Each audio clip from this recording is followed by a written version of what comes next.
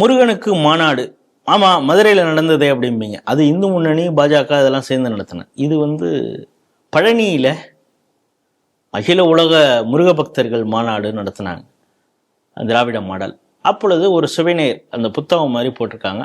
அந்த புத்தகத்தில் அந்த கோயில் சம்பந்தமாகவோ ஆதீனங்கள் கருத்து அங்கங்கே இருக்குதே தவிர அதிகமாக வியாபித்து இருப்பது என்ன, சனாதன தர்மத்தை ஒழிக்க வேண்டும் அப்படின்னு சொல்லி கொண்டு இருக்கக்கூடிய திராவிட கட்சிகளுடைய தலைவர்கள், குறிப்பாக உதயநிதி ஸ்டாலினுடைய ஃபோட்டோ பல இடங்களில் இருக்குது, ஸ்டாலினோட ஃபோட்டோவும் இருக்குது, முருகனோட ஃபோட்டோ கூட அதில் கம்மியாக தான் இருக்குது. இது ஆனால் 2700 கொடுத்து வாங்க வேண்டியதாக இருக்குது அப்படின்னு பல பேர் புலம்பி பக்தர்கள் திட்டுறாங்க. இந்த செய்தி எப்படி பார்க்குறீங்க?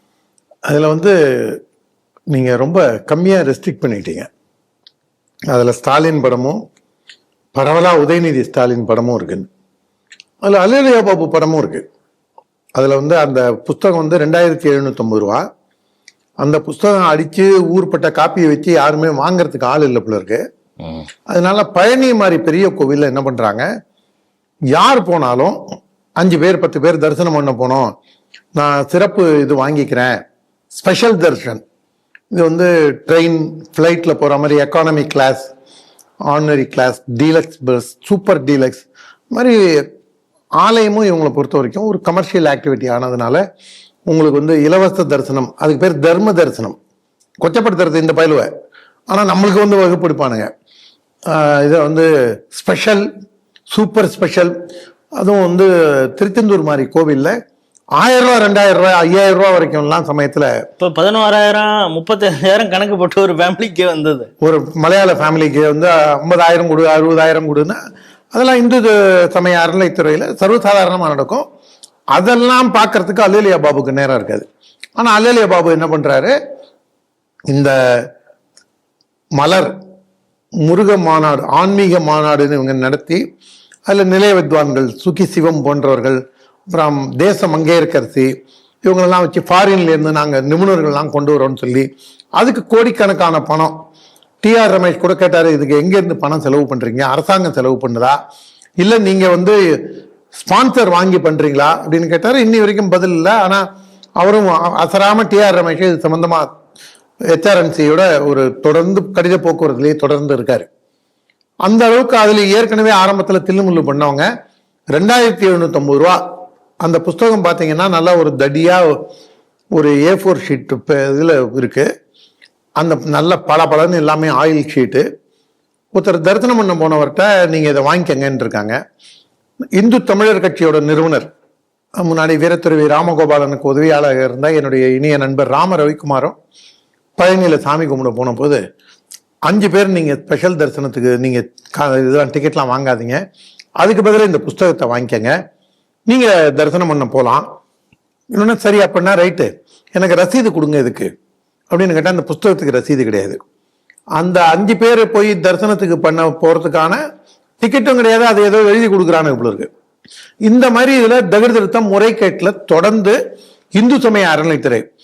கோவிலுங்கிறது எதுக்காக இருக்கு, ஒழுக்கம், நேர்மை, மனதுக்குள்ள ஒரு பக்குவம் அடைந்த நிலைமை, இதெல்லாம் இருக்கணுங்கிறதுக்காக இருக்கிற கோவில்லையே இன்னும் நீ பக்குவமா இருக்காத, திருட்டுத்தனம் பண்ணு, முறையற்று பணம் சம்பாதிக்கிற கொள்ளையடிக்கிற வழியை பாரு அப்படின்னு எங்க இதெல்லாம் இருக்கக்கூடாதோ அங்கே இருந்தே இதை ஆரம்பிக்கிறாங்க.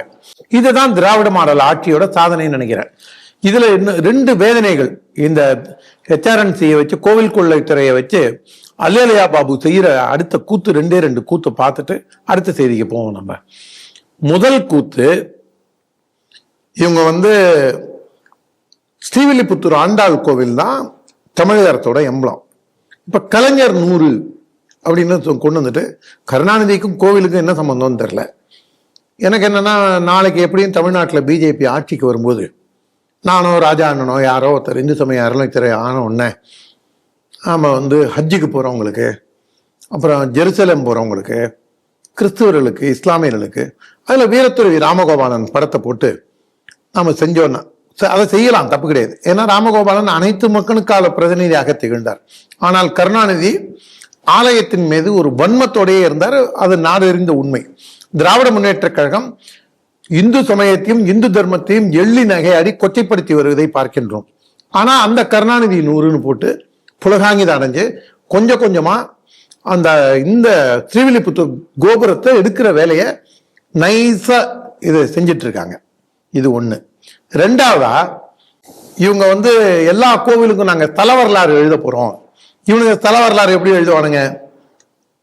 தந்தை பெரியார், ஈரோட்டு ஆசான், தள்ளாத வயதிலும் வெளுத்த தாடி, நெஞ்சில் விழ மார்பில் விழ, இப்படிதான் ஏதாவது புருடா விட்டுக்கிட்டு மூத்திர சட்டையுடன் அலைந்து அந்த கோவிலை கட்டினார் அப்படின்னு இவனு எழுதுவானோன்னு பயத்தோடய இருந்தோம்.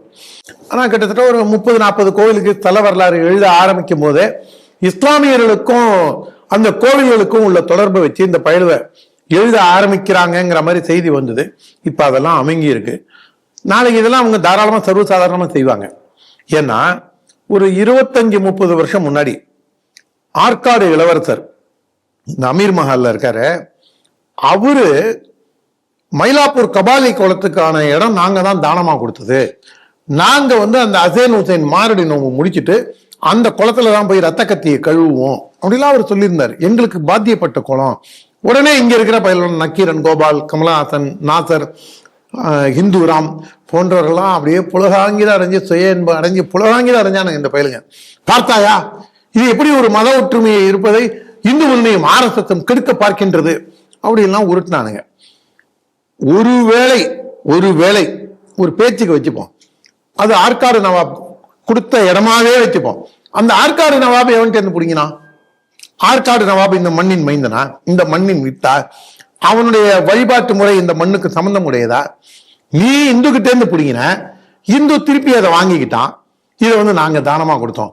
உங்கள்கிட்ட இருக்கிற செல்போனை பரவாயில்ல, நீங்க டேப் வச்சிருக்கீங்கன்னு நான் பிடுங்கிட்டு அதுக்கப்புறம் பாக்குறவங்களாம் நீங்க சொல்லணும். இந்த மாதிரி ஒரு தாழ்வு மனப்பான்மையை ஏற்படுத்துறது. ஓமாம்புலியூரார் தான் எனக்கு இந்த டேபை கொடுத்தாரு அப்படின்னு சொல்லும் போது சொன்னா உங்க மனசு எவ்வளவு ஒரு வன்மத்தோட என் மேல இருக்கும். இப்படி ஒரு தாழ்வு மனப்பான்மையை ஏற்படுத்துறதையே இந்த பயல்களுக்கு ஒரு குறிக்கோளா வச்சு அஜெண்டா, இவங்களுடைய அஜெண்டா ட்ரிவன் பாலிடிக்ஸ்ல இந்து தர்மத்தை அழிக்க வேண்டும் அப்படிங்கிறது இருக்கோங்கிற திருச்சபை முன்னேற்ற கழகத்துக்கான ஒரு அஜெண்டாவோங்கிற சந்தேகத்தை ஏற்படுத்தும் வழியாதான் இவங்களுடைய தொடர்ந்து செயல்பாடுகள் இருக்கு. இந்த 2750 ரூபாங்கிறது ஒரு கொள்ளடிக்கிறதுக்கு இவங்க அந்த எதுக்கு யார்கிட்ட பிரிண்ட் பண்ணாங்க, எவ்வளவு ரூபாய் ஆச்சு, அதையும் கூட யார்ட்டையோ ஸ்பான்சர் தான் வாங்கியிருப்பாங்க, இல்லைன்னா கோயில் காசை எடுத்து தான் பண்ணியிருப்பாங்க. ஒண்ணு கோவில் காசா இருக்கும், கணக்குல வராத உண்டியல் பணத்தை எடுத்து செலவு பண்ணிட்டு வேற ஏதாவது கணக்கு காமிச்சிருப்பானுங்க. அப்படி இல்லைன்னா ஏதாவது ஸ்பான்சரா இருக்கும். இல்லைன்னா வேற விதங்கள்ல யாருக்காவது நாங்க இந்த கான்ட்ராக்டை கொடுத்தோம்னு சொல்லி அவங்கிட்ட வேற ஒரு இதை வாங்கி இவங்க வந்து பிராடுத்தனத்தை மட்டும்தான் இதுல செய்யறதுங்கிறது திராவிட முன்னேற்ற கழகம் இருக்கு. இது திமுகவின் வெந்த புண்ணில் வேல் பாய்ச்சும் மற்றொரு செயல் இது.